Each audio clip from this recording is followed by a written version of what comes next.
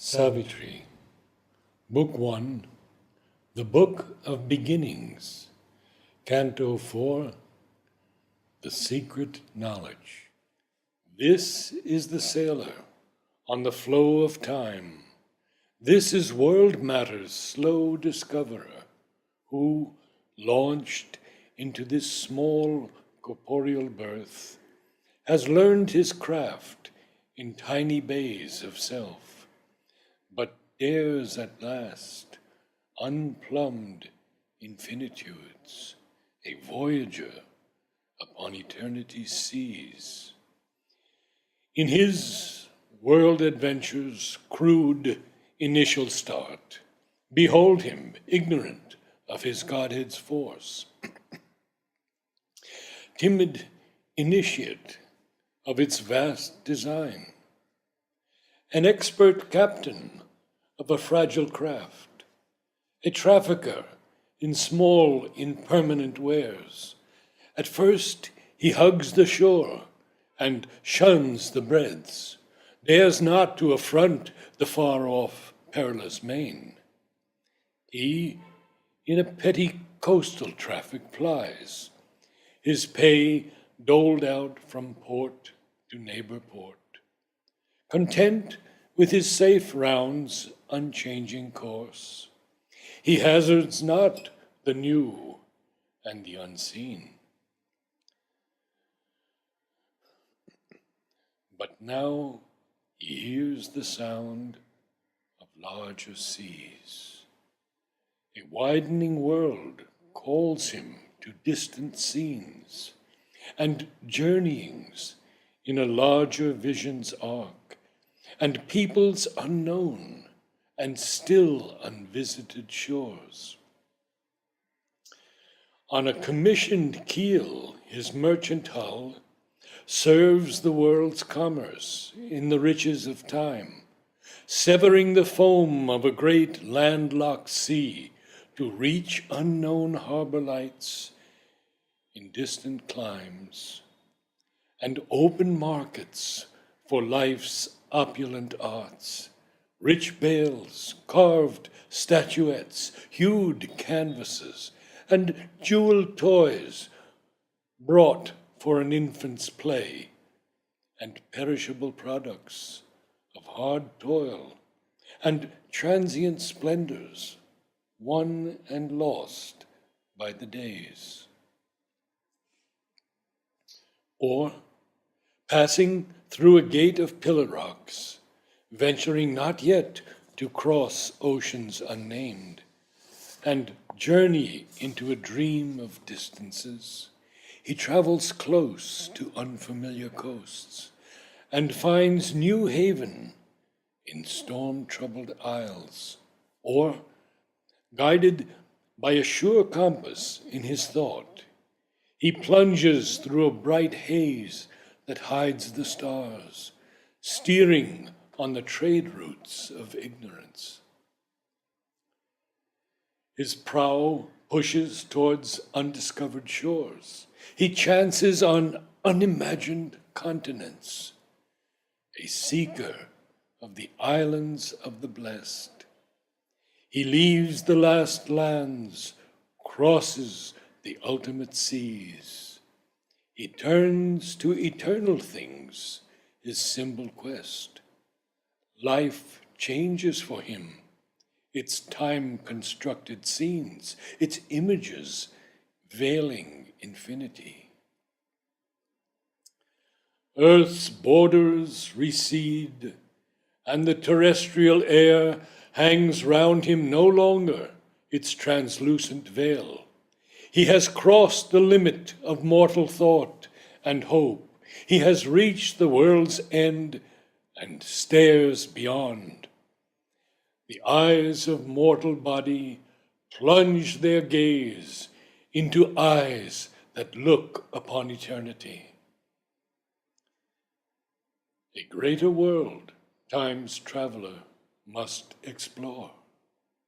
At last he hears a chanting on the heights, and the far speaks, and the unknown grows near. He crosses the boundaries of the unseen and passes over the edge of mortal sight to a new vision of himself and things. He is a spirit in an unfinished world that knows him not and cannot know itself. The surface symbol of his goalless quest takes deeper meaning to his inner view. His is a search of darkness for the light, of mortal life for immortality. In the vessel of an earthly embodiment, over the narrow rails of limiting sense, he looks out on the magic waves of time, where mind like a moon illumines the world's dark. There is limned, ever retreating from the eyes, as if in a tenuous, misty dreamlight drawn, the outline of a dim, mysterious shore.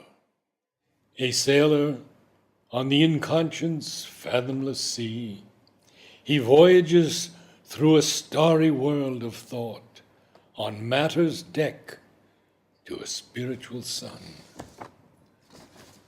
Across the noise and multitudinous cry, across the rapt unknowable silences, through a strange midworld under supernal skies, beyond Earth's longitudes and latitudes, his goal is fixed outside all present maps.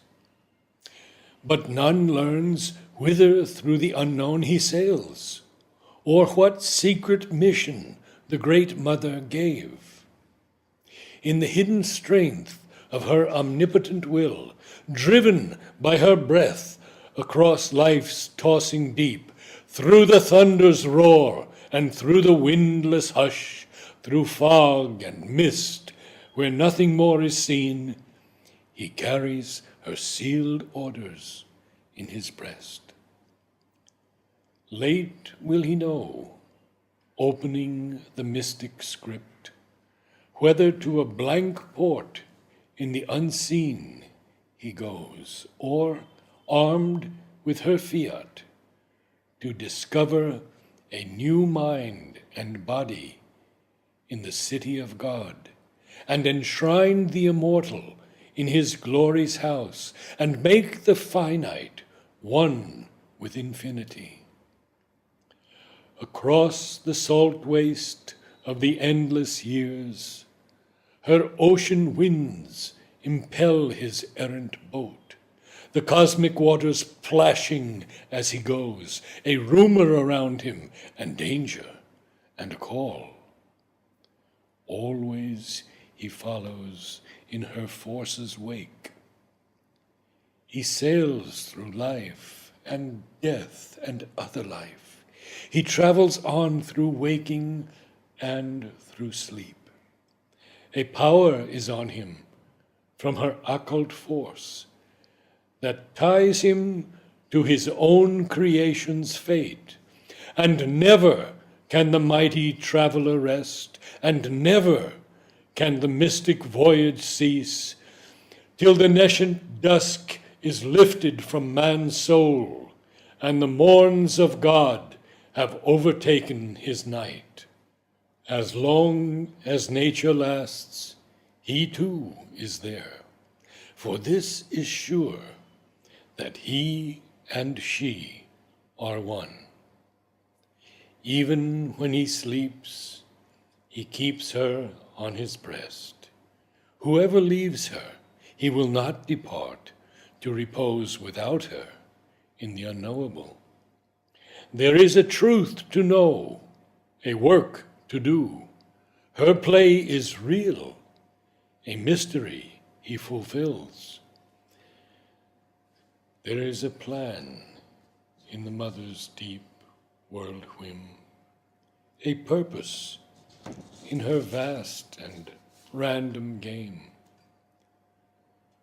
This ever she meant, since the first dawn of life, this constant will she covered with her sport, to evoke a person in the impersonal void, with the truth light, strike earth's massive roots of trance, wake a dumb self in the inconscient depths, and raise a lost power from its python sleep, that the eyes of the timeless might look out from time, and the world manifest the unveiled divine.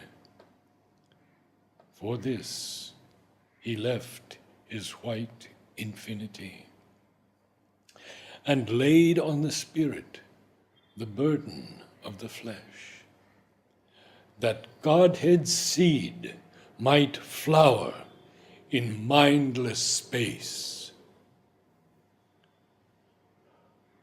End of Canto 4.